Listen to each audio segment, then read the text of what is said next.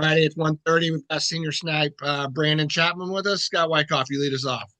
Hey, Brandon, how fired up are you guys to get this season going? I know it's been a long off season with spring and summer and now fall camp over. How fired up are you guys to get going against VMI? Yeah, I mean, we're ready to go, Had a successful season last year, went into the off season on a high and we put in a lot of work just, clean up those minute details. So, I think it's been a long time coming. I think we're ready to go. What does it mean to you in the offense to have the same voice for back-to-back seasons as your offensive coordinator, Coach Cronic? What you learned from him last year, but also carrying over with him this season?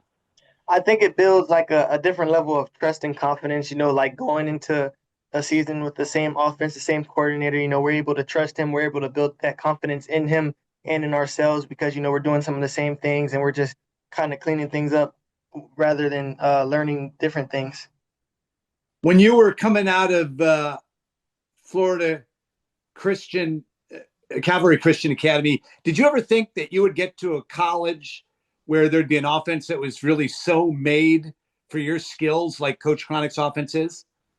No, I actually didn't. Obviously when I first came, it was under a different offensive leadership. So it was like in terms of different offense. So, I didn't think it would be this way, honestly. But, when Coach Cronic came in, it really I feel like uh, it made my abilities better in a sense, I feel like I'm a versatile player and there's a lot of things that I can do. And I feel like, that offense like literally just fits it perfect and gives me the opportunity to just showcase different abilities that I have.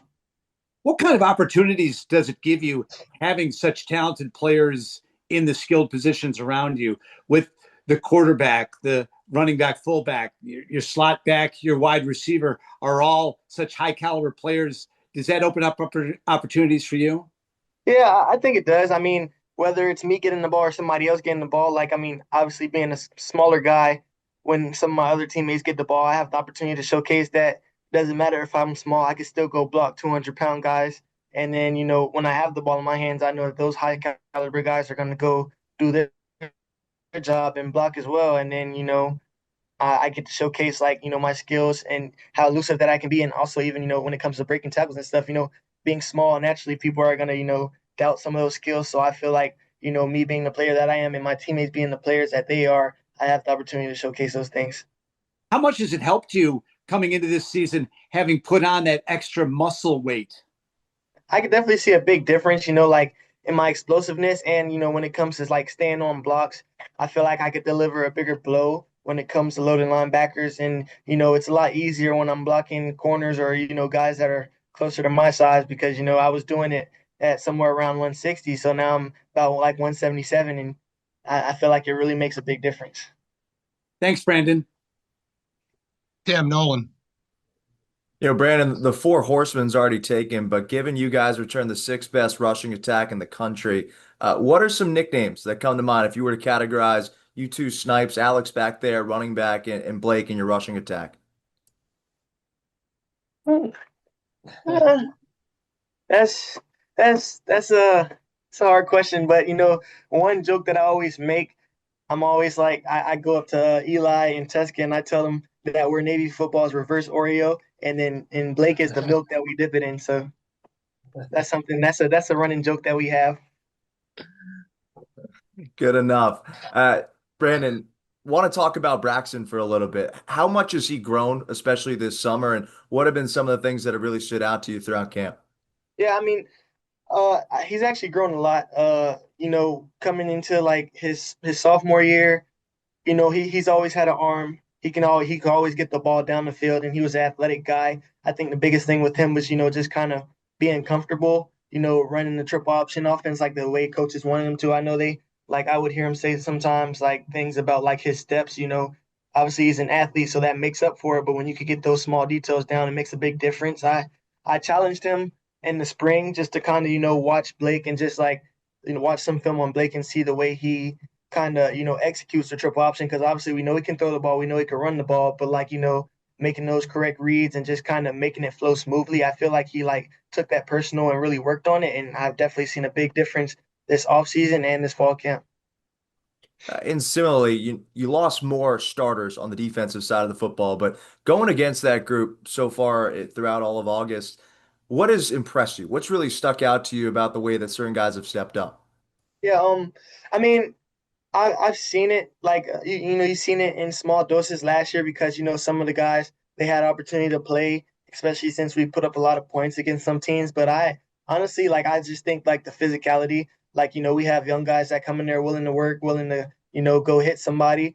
And I mean, obviously I've heard talk about guys like Justin Ross and Philip Hamilton. Like those are those are two impressive guys. I feel like you know they've really like stepped up to the plate and, you know, J. Ross being like a lengthy guy and, you know, being able to cover and have some speed under him, like I think he's really going to turn some heads. And even Philip Hamilton, you know, he's kind of like me, smaller guy, but he has a lot of confidence. And, you know, me and him naturally have to go against each other a lot because he guards the slots. And like I'm surprised and I'm impressed by like how physical he is. And honestly, like from a receiver standpoint, is definitely sucks going against him. So yeah. Awesome. Thank you, Chap. Philip Hamilton versus Brandon Chatman might be the two best personalities on the team as well. Wags. Brandon, I think Coach Cronick has talked about ways to get the ball in your hands more often because you're a proven playmaker. Are you seeing that during spring preseason camp? Yes, sir. I feel like I definitely had a lot more opportunities, and they're just finding ways to you know kind of switch it up between me and Eli because obviously we play the same position, but they're different in parts. So you know, just kind of switch it up so people can't just key in on one person, and it just makes us you know more of an unstoppable weapon. So obviously, I mean, you've had now 2 seasons of playing time, particularly last year, starting so many games. So you must have so much more confidence going into your senior season that you've got it really down, that you know the offense, you know your assignments and all that. Can you kind of talk about that and how that fills you with confidence that you can make plays? Yeah, I think I definitely feel like right now this is some of the best football that I've been playing. You know, I have the extra weight that I need, so I'm able to make blocks, and you know I'm kind of understanding the game more. You know, Coach Cole, he's a great coach, and he's a great football coach in general. So I learned a lot of knowledge from him, especially when it comes to like inside runs and you know coverages and things of that sort. So the game's like really starting to slow down, and I'm understanding all the pieces on the chessboard. So I really think that elevated my game. What can you say about Eli? Whenever I'm out at practice, I mean they run a lot of stuff geared for him, and every time the ball comes his way, he makes a play. It seems he's very consistent, and he's just a heck of a player. What can you say about Eli? Yeah, I mean, he's a great guy. You know, he comes to work every day. He's another one of the leaders in the position room. So you know, he helps me. You know, holding the guys accountable. And honestly, like you know, never really complains. And I feel like he's just like a great guy on and off the field. You know, like he's actually one of my best friends on the team. We always, you know, joke around, have fun, and you know, try to harp on playing relaxed football and how you know playing relaxed football doesn't stop you from being physical and intentional. But you know, I honestly like I have nothing bad to say about him. He comes to work every day. He's a great athlete. You know, we got some good work in together in the off season. We're both cyber majors, so we spend a lot of time together. So I think that helps build the chemistry as well.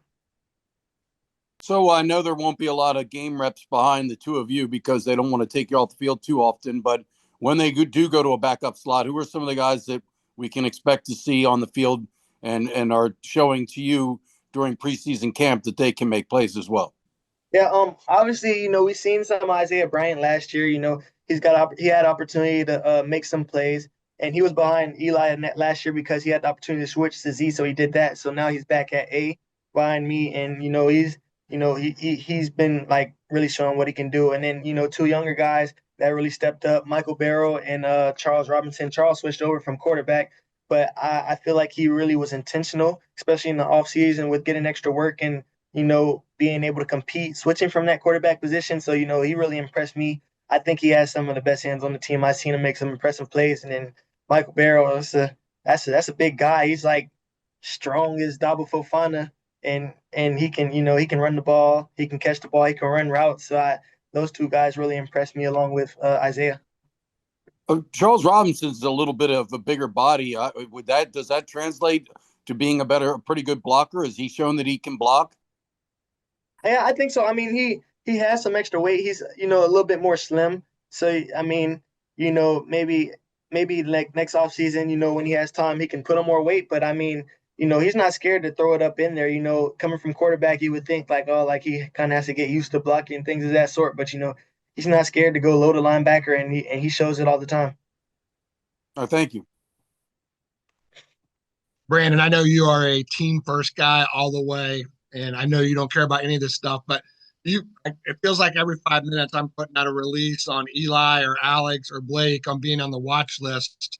Do you feel like you're being overlooked? Yeah, I mean, I definitely do.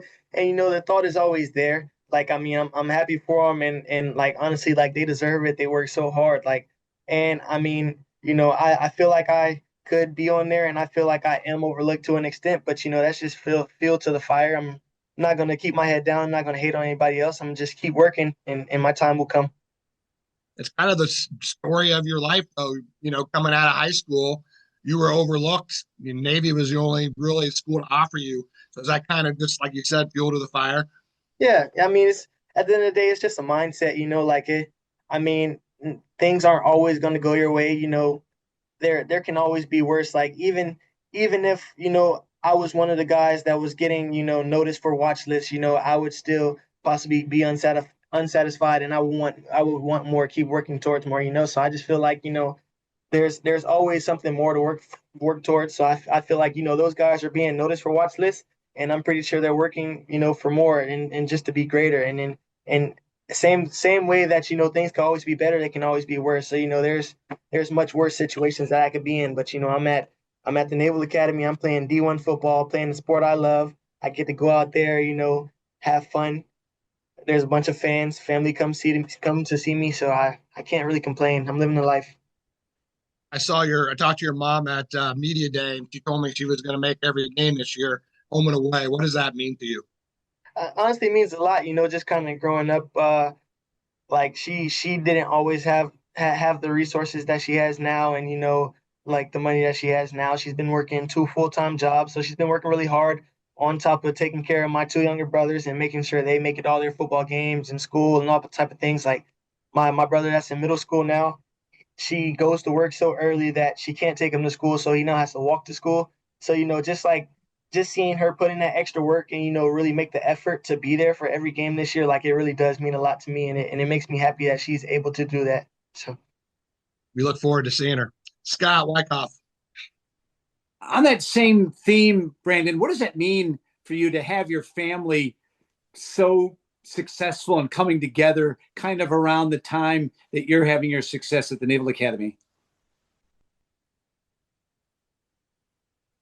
yeah, I think it just kind of goes to show because I mean that's just like hard work and being humble is something that my mom instilled in me, but that's something that I've seen her show throughout my life. Like always didn't have the best situation, but she would always handle business. She would always make sure we were good, and she would always be positive.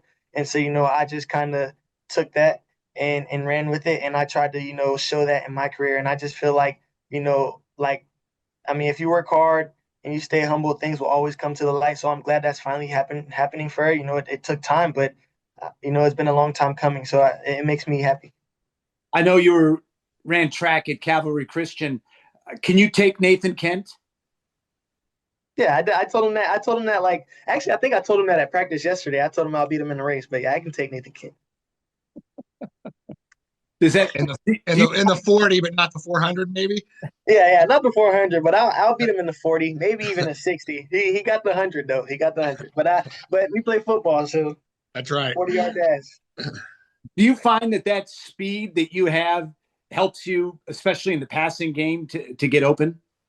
Yeah, I definitely think it does. I mean, at the end of the day, uh, when it comes to running routes and the passing game, it's not always about speed. It's more about technique and just kind of, just knowing football, whether it's coverages or just like your opponent. But speed definitely does help. I feel like I have more acceleration than I do speed, and I feel like that really helps me when it comes to the passing game. How is Blake slinging it this year, throwing it to you guys? Honestly, he's been throwing it like he's been impressing me. Like he's made some really good throws last season. He's been working all off season, and he's made some like good improvements. good throws. And honestly, I think the biggest difference now is, he's throwing up those 50-50 balls, giving us a chance, but putting it in a place where we can win. I know it's a long way for the plebes to find their way and also the younger sophomores, but how are they evolving in the look team situations? I know how important it is to Coach Newberry to have players know their roles. How are they doing in look team? Yeah, I mean, yesterday was like the first day that we really, had a look team, and some of the guys came to me before, and they were like, "Yeah, like how was your plebe year? How did things go? Whatever." And, I told them that like I played scout and I just went out there, and I'm like, I'm going against the starting defense. Like, I'm make plays. I'm a better my craft, but I'm a better team at the same time. And I think a lot of them took that to heart. Even like yesterday in practice, it was the first day, but I felt like they were playing hard and they were doing their best to give us a look. So I think that's really going to help us be successful this season. Thank you. Tim, I'm good, Scott. Wags. Well, Coach Kronikis talked about evolving the offense without giving away state secrets. Do you feel like you all are doing some new and unique and different things that maybe opponents have not seen that will help Navy's offense this year? Yeah, I think we are. I mean, for starters, we're perfecting the things that we were already doing, but I definitely think the offense is evolving and changing to where like it's really going to be hard to tell what we're doing or pick up on it. Obviously, we talked about all these talented skill position players coming back, and that's got fans excited. But you can't do anything without the offensive line, your blockers getting the job done. How is the offensive line coming together, and do you feel like they're opening the holes that you need, giving you the room to do what you guys do? Yeah, I think so. You know, like some of the young guys, they got to play some last year. We made it big to rotate the ones and the twos last year, and even some of the threes. So the young guys had opportunities to play last year, and so like this, this spring and like this fall, they really had the chance to like build depth at the O line position and find guys that are willing to go play and go block. And I feel like they really are doing that. To even like one guy that really stands out to me is Jalen Acevedo. He's a guy that's also from Florida, and he's really been turning some heads. He's been making some good blocks, and he's a feisty guy. He's not just gonna let you push him around. He's gonna talk. He's gonna have fun, but he's also just gonna go out there and make a play. I think like as a whole though, we started off kind of iffy like center wise, but I feel like we've really grown in that position and made some big strides. All right, thanks a lot, Brandon. Appreciate you. Brandon, in fall camp, you guys do a lot of 1 versus 1 and 2 versus 2. And obviously, Navy's got practically a brand new secondary, especially with Andrew Duhart going from corner to safety. It's really, 4 new starters. How's the secondary look so far against the one offense? I know you mentioned Philip Hamilton is one, but who else has looked good back there for you? Yeah, I mean, I also I mentioned Justin Ross, like he obviously like lengthy That's guy, right, he's been Justin. looking good. Yeah, and then Duhart, I mean, he switched from corner to safety, and honestly, like I like him back there at safety. Like he kind of plays safety like a corner, but he's really aggressive back there. He's definitely a for sure tackler, and I think we're gonna be good with him back there. And then Rose, he's been A Rose, he's been a pretty physical guy. He's ready to come down and hit somebody, and I think that's definitely gonna make a difference in the offense. And then like I mean, even linebacker wise, Job Grant, Mark Anthony Parker, like those are two younger guys that are finally getting their opportunity to start. And like, it's a pain when I have to go load them or when I have to do inside run and we got to go head up. But also like, just watching them from the sidelines and honestly just being on the field with them, like they play fast and they play physical. So I think we lost people last season, but I don't think we really lost anything defensively. We might even be better this year on defense. So there's a lot of guys on the team from Florida, a lot from Texas, a few from Pennsylvania. Is there a lot of arguments about what state produces the best high school football players? Every once in a while, people bring it up, and a lot of the time it's like Pennsylvania. I haven't heard Texas as much, but I think Pennsylvania versus Florida is more of the bigger arguments. But I mean, we all know Florida is the best. So, Anyone have any other questions? All right, thanks a lot, Brandon. Appreciate it. all right, thank you. You guys have a good one.